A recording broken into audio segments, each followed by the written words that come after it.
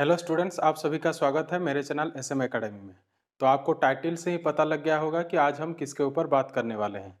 तो आज हम डिस्कस करने वाले हैं जो सीबीएसई ने सिलेबस रिलीज किया है क्लास 11 का सेशन 2021 के लिए। वो आज डिटेल डिस्कस करेंगे कि हमें एनसीईआरटी बुक से क्या क्या चैप्टर पढ़ना पड़ेगा और फिर जो 1920 में क्या सिलेबस था और इस साल 2020 में क्या सिलेबस है कि कौन कौन सा चैप्टर सीबीएसई ने निकाल दिया है और ऐसे कह सकते हो रिमूव कर दिया है, वो भी आज डिस्कस करेंगे। ठीक। और अगर आप आईआईटी जेई के लिए प्रिपेयर करने वाले हो तो उसके लिए भी मैं आपको बताऊंगा कि आप क्लास 11 कौन कौन सा चैप्टर आपको पढ़ना पड़ेगा। ठीक। तो चलिए डिस्कस कर लेते हैं। तो क्लास 11 में देखिए जो हमारा 2021 का सिलेबस है वहां पर सीबीएसई ने तो एक काम पहला पहला ये किया है कि पिछले साल जो 1920 का था उस साल हमारा टोटल 6 यूनिट था। कितना यूनिट? 6 यूनिट था। बट इस साल हमें सिर्फ 5 यूनिट ही पढ़ना पड़ेगा। सिर्फ 5 यूनिट ही पढ़ना पड़ेगा। एक यूनिट सीबीएसई ने रिमूव कर लिया है। ठीक। तो वो यूनिट के बारे में डिस्कस करेंगे। और 1920 में जो पिछले साल जो लास्ट ईयर में जो सिलेबस था वो सिलेबस और इस सिलेबस में क्या डिफरेंस है ये भी मैं आपको बताऊंगा। तो आप ऐसे कीजिए कि आप एनसीईआरटी बुक ले लीजिए, वरना आप एक पेपर ले लीजिए और मैं जो बोलूंगा वो आप नोट डाउन कर लीजिए। इससे आपको डिटेल जो हमारा सिलेबस के बारे में डिटेल आपको पता लग जाएगा। ठीक। तो चलिए डिस्कस कर लेते हैं। तो हमारा देखेंगे तो हमारा टोटल तो इस साल हमें 5 यूनिट ही पढ़ना है। तो जो लोग आईआईटी और जेई के लिए प्रिपेयर करने वाले हो आप पूरा जितना एनसीईआरटी बुक में है सारे कॉन्सेप्ट जितने भी हैं सब पढ़िए। क्योंकि अगर आपको आईआईटी जेई में अगर आपको प्रिपेयर करना है, अगर आपको एग्जाम देना है, एंट्रेंस देना है, तो वहां पर सारे कोर्स आने वाले हैं। ये नहीं कि यहाँ पर जो जो यूनिट ये जो चैप्टर रिडक्ट हो गए हैं वहां से क्वेश्चन नहीं आएगा, तो आपको वहां से भी क्वेश्चन आ सकता है। तो आपको क्या करना है, पूरा जो एनसीईआरटी बुक है सारे टॉपिक पढ़ना है। ठीक। तो चलिए वन बाय वन सारे यूनिट के बारे में डिस्कस करूंगा मैं, और 1920 में क्या था और इस साल हमें 2021 में क्या रिडक्ट हो गया है वो भी डिस्कस करेंगे। तो चलिए हम हमारा फर्स्ट यूनिट जो है वहां पर चले आते हैं, जो कि हमारा देखिए हमारा फर्स्ट यूनिट है क्लास 11 का sets and functions. Sets and function हमारा पहला यूनिट है। सो सेट्स एंड फंक्शन में हमें क्या क्या पढ़ना पड़ेगा। देखिए सेट्स एंड फंक्शन में हमें 3 टॉपिक पढ़ना होता है, 3 चैप्टर, जो कि पहला चैप्टर है सेट्स एंड सेकंड चैप्टर है रिलेशन एंड फंक्शन, और एक चैप्टर है ट्रिगोनोमेट्रिक फंक्शन। ये तीनों टॉपिक है, तीनों चैप्टर हमें पढ़ना पड़ेगा।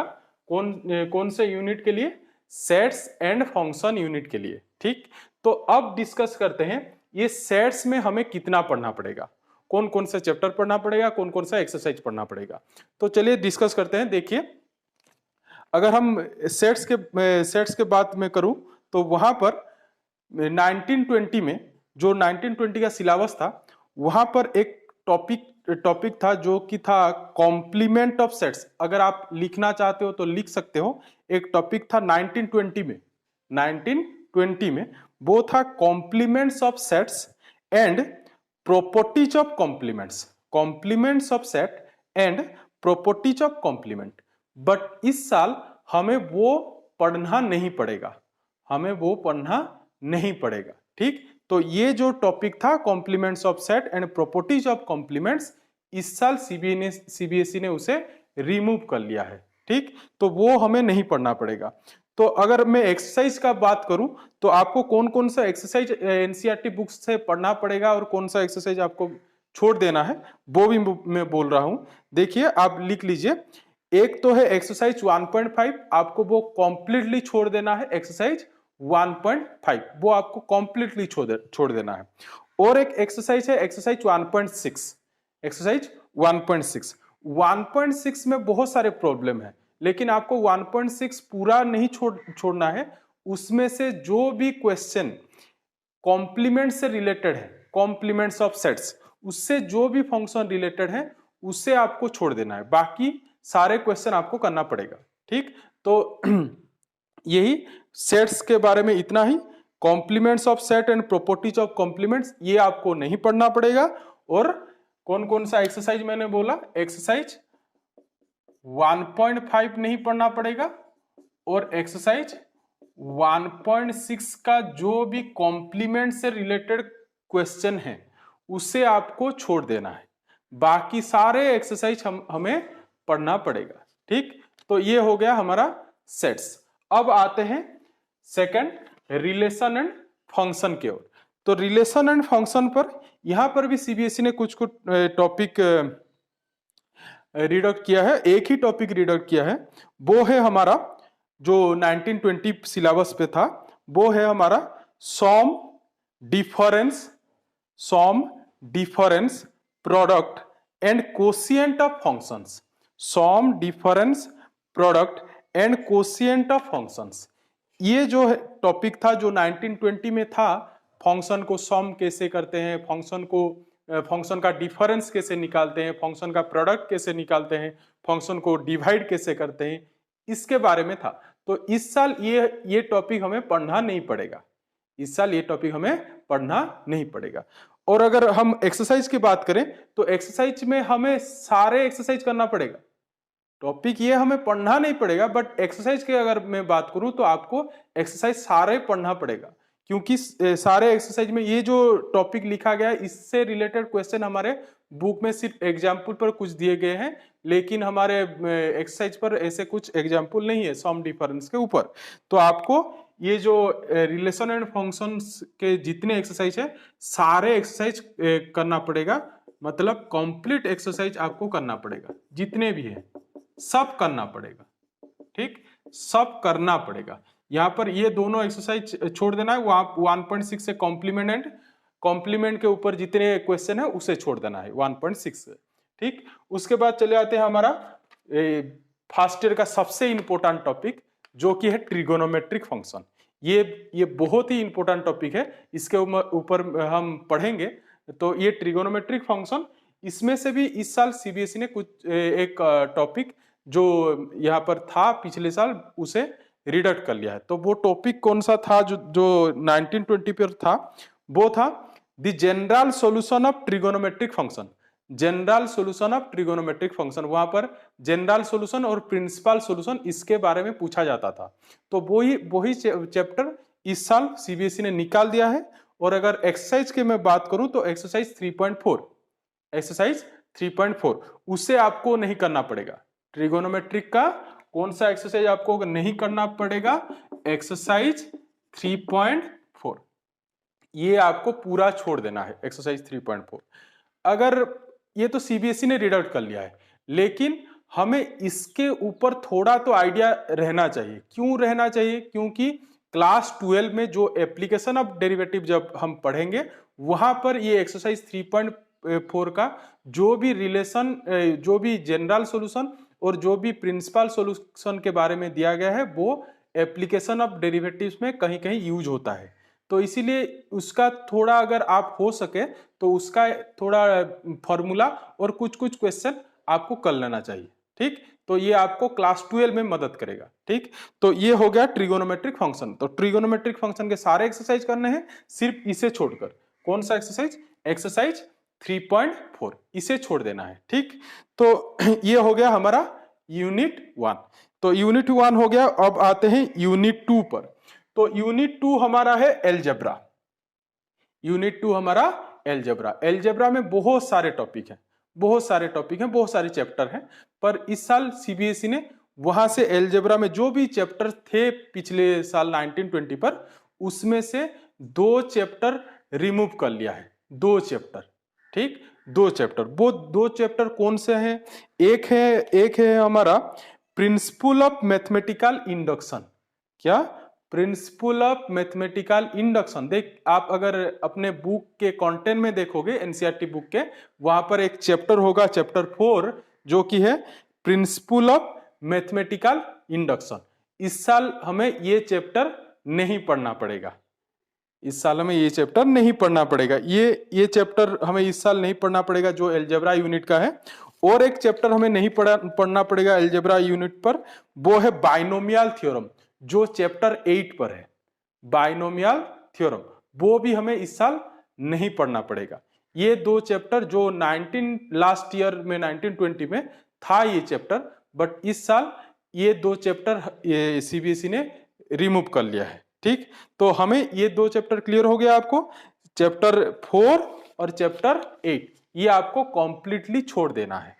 ठीक, तो फिर आते हैं, हाँ फिर आते हैं ये जो है हमारा, ये यहाँ पर 1920 पे 6 चैप्टर थे यहाँ पर अलजेब्रा पर, बट इस साल हमें सिर्फ 4 ही चैप्टर पढ़ने पड़ेंगे।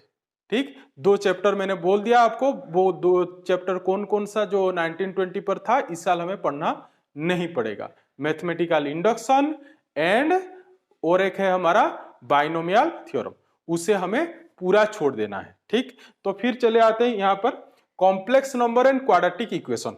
यहाँ पर हमें क्या क्या पढ़ना पड़ेगा, complex number and quadratic equation, यहाँ पर हमें सब चीजें पढ़ना पड़ेगा जो भी हमारे एनसीईआरटी बुक पर दिया गया है। उसमें से सिर्फ एक ही चीज हमारा इस साल रिडक्ट हो गया है, वो है square root of complex number. Complex number का स्क्वायर रूट कैसे निकालते हैं, इस साल सीबीएसई ने उसे निकाल लिया है। ठीक, तो हमें square root of complex number नहीं पढ़ना है। ठीक, तो इसका अगर एक्सरसाइज का बात करूं तो आपको जो एनसीईआरटी बुक में एक्सरसाइज दी गई है आपको वो सारे एक्सरसाइज करने पड़ेंगे। फिर सिर्फ आप एक ही एक्सरसाइज आपको छोड़ देना है, वो बुक का पूरा आखिरी में दिया गया है जो सप्लीमेंट्री मटेरियल है, वहां पर ही square root of complex number के ऊपर क्वेश्चन दिए गए हैं, तो आपको वही छोड़ देना है। बाकी सारे एक्सरसाइज कॉम्प्लेक्स नंबर और क्वाड्रेटिक इक्वेशन के ऊपर जितने भी एक्सरसाइज है हमारा एनसीईआरटी बुक पर उसे पढ़ना पड़ेगा। सिर्फ वो सप्लीमेंट्री मटेरियल पर जो है, जो कि है square root of complex number, उसे हमें नहीं पढ़ना पड़ेगा। ठीक, क्लियर हो गया आपको। फिर अब चलते हैं नेक्स्ट टॉपिक पर, कॉम्प्लेक्स नंबर के बाद लीनियर इनइक्वालिटीज। लीनियर इनइक्वालिटीज ये भी एक इंपॉर्टेंट चैप्टर है, यहाँ पर सीबीएसई ने कुछ भी डिडक्ट नहीं किया है, ये हमें टोटल पढ़ना पड़ेगा। लीनियर इनइक्वालिटीज हमें टोटल पढ़ना पड़ेगा। ठीक, तो चलते हैं फिर आगे, परमुटेशन एंड कॉम्बिनेशन। ये एक हमारा फर्स्ट ईयर का बहुत ही इंपॉर्टेंट टॉपिक है, क्योंकि इसे हम प्रोबेबिलिटी में यूज करते हैं। तो प्रोबेबिलिटी हमारे तो बहुत ही इंपॉर्टेंट एक टॉपिक है, तो इसलिए ये परमुटेशन कॉम्बिनेशन जो टॉपिक है ये हमें अच्छे से पढ़ना पड़ेगा। तो परमुटेशन एंड कॉम्बिनेशन की बात करूं तो यहाँ भी हमें सीबीएसई ने यहाँ भी कुछ भी डिडक्ट नहीं किया है, आपको परमुटेशन एंड कॉम्बिनेशन के सारे एक्सरसाइज जितने भी कंसेप्ट दिए गए हैं सब आपको पढ़ना पड़ेगा। ठीक, तो फिर आगे बढ़ते हैं, परमुटेशन एंड कॉम्बिनेशन के बाद फिर आते हैं, ये परमुटेशन कॉम्बिनेशन का बात मैंने कर लिया, अब आते हैं सीक्वेंस एंड सीरीज पर। सीक्वेंस एंड सीरीज पर यहाँ पर कुछ सीबीएसई ने रिडक्ट करी है, जो कि है एक्सरसाइज 9.4। आप अगर देखोगे अपने बुक पर एक्सरसाइज 9.4,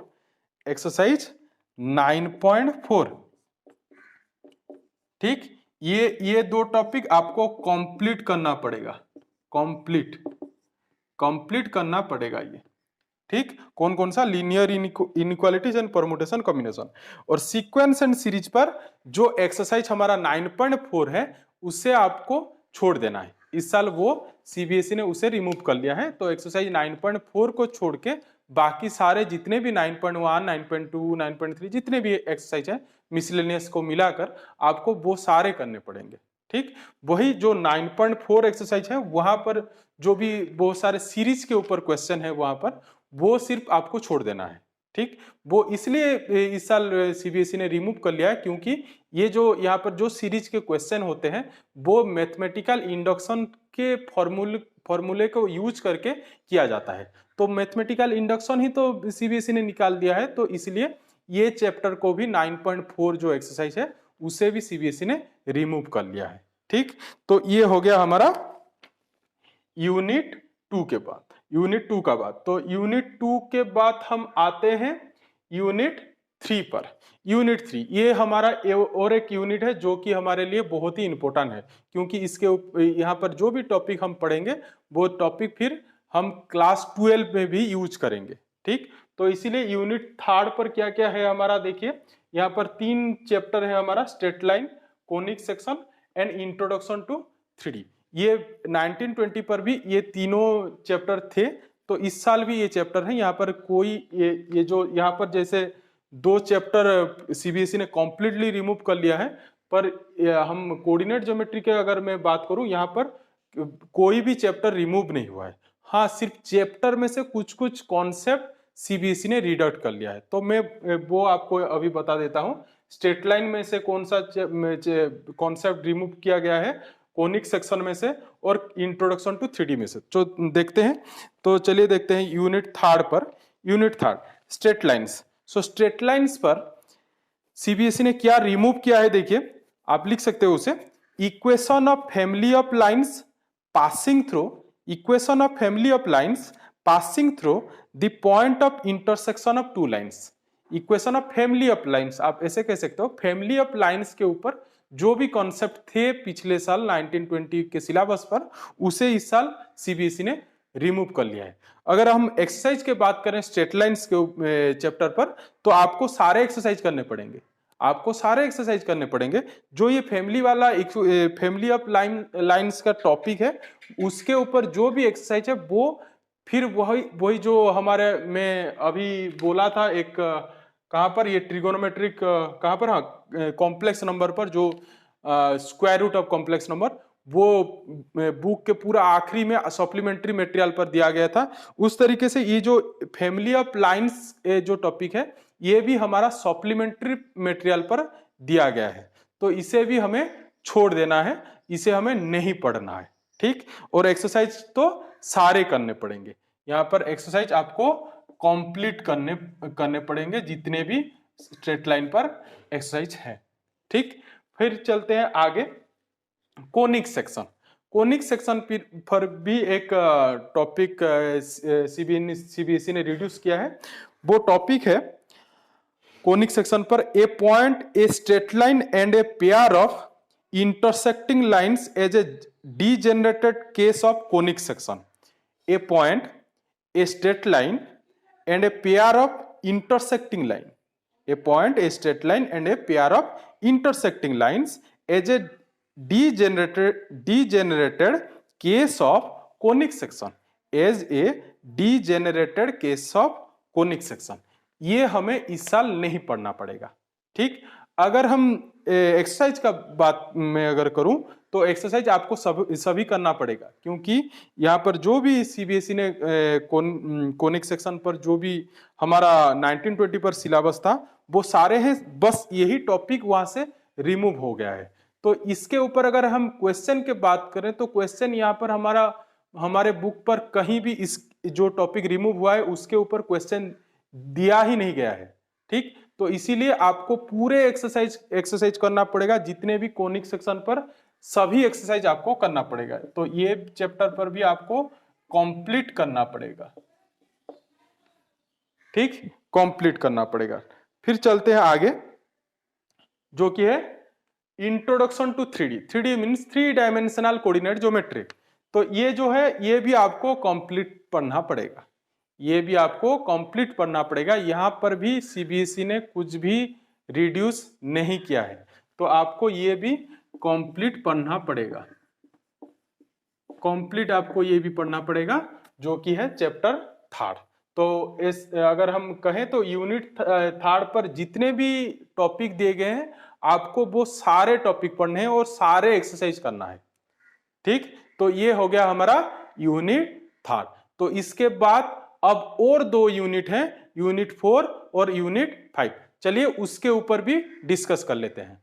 अब देखिए यूनिट 4 जो कि हमारा है कैलकुलस। सो कैलकुलस पर जो है हमारा एक ही चैप्टर है, वो है लिमिट्स एंड डेरिवेटिव्स। सो यहाँ पर सीबीएसई ने कुछ भी डिडक्ट नहीं किया है, आपको लिमिट्स एंड डेरिवेटिव्स के सारे टॉपिक, सारे कॉन्सेप्ट, सारे एक्सरसाइज करने पड़ेंगे। एक ही एक्सरसाइज है, वो कंप्लीटली करना पड़ेगा। एक्सरसाइज शायद नहीं, एक एक्सरसाइज नहीं है, जो जितने भी है शायद 2 या 3 एक्सरसाइज है, तो आपको वो सारे करने पड़ेंगे, लिमिट्स एंड डेरिवेटिव्स का। वहां से सीबीएसई ने इस साल कुछ भी रिडक्ट नहीं किया है। तो आपको ये यूनिट जो है यूनिट 4 आपको यहाँ का एक्सरसाइज एनसीईआरटी बुक का आपको कंप्लीट करना पड़ेगा। ठीक, अब आते हैं यूनिट 4 के बाद यूनिट 5। सो अगर आप 1920 के सिलेबस देखोगे तो वहां पर हमारा यूनिट जो था वो 6 यूनिट्स था, और इस साल हमारा 5 ही यूनिट है। तो वो जो 6 यूनिट जो था वो उस साल वो 5 नंबर पर था। वो यूनिट था मैथमेटिकल रीजनिंग, वो था मैथमेटिकल रीजनिंग। और ये जो आप यहाँ पर देख रहे हो जो पांचवा यूनिट है हमारा स्टैटिस्टिक्स एंड प्रोबेबिलिटी, ये 1920 पर ये हमारा यूनिट 6 हुआ करता था, ये हमारा यूनिट 6 हुआ करता था। बट इस साल ये हमारा यूनिट 5 है, और जो यूनिट 5 पर था वो इस साल सीबीएसई ने पूरा रिडक्ट कर लिया है, उसे निकाल दिया है पूरी तरह से। वो है हमारा एनसीईआरटी बुक पर अगर आप देखोगे वो है हमारा चैप्टर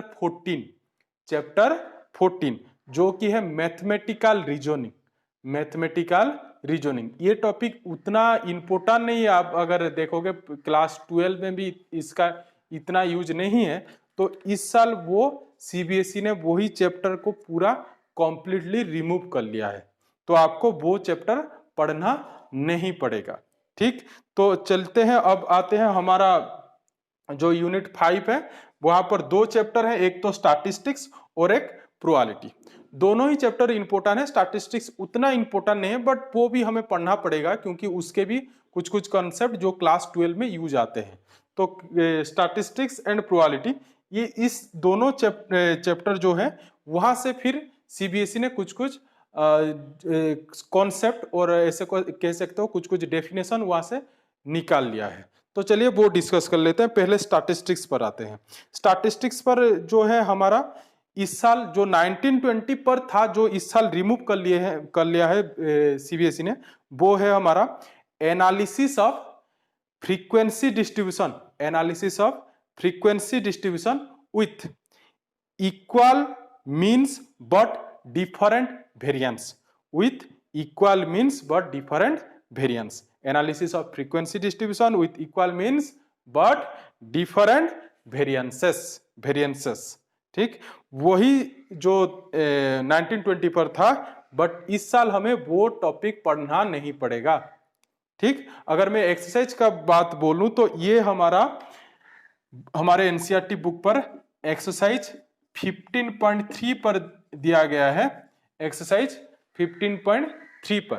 तो वही एक्सरसाइज हमें नहीं पढ़ना पड़ेगा इस साल, एक्सरसाइज 15.3 उसे आप पूरी तरह से छोड़ दीजिए उसे।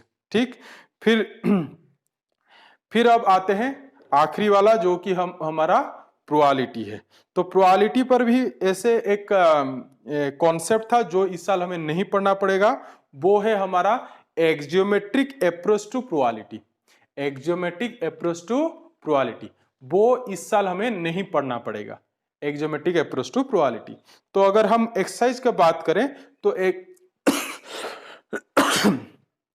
एक्सरसाइज तो हमें पूरा करना पड़ेगा, बस वहां से आपको जो आखिरी वाला एक्सरसाइज है वहां पर कुछ एक्जियोमेट्रिक के ऊपर क्वेश्चन है जो कि एक्जियोमेट्रिक अप्रोच टू प्रोबेबिलिटी, वही क्वेश्चन आपको सिर्फ छोड़ देना है। जब आप पढ़ोगे आपको पता लग जाएगा कि वो एक्जियोमेट्रिक के ऊपर कौन कौन से क्वेश्चन है।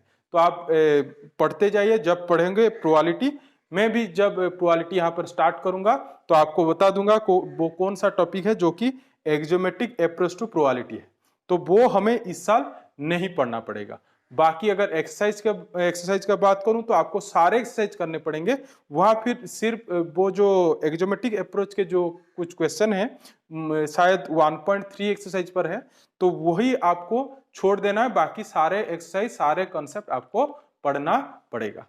ठीक, तो यही हमारा 2021 का ये हमारा डिटेल सिलेबस है।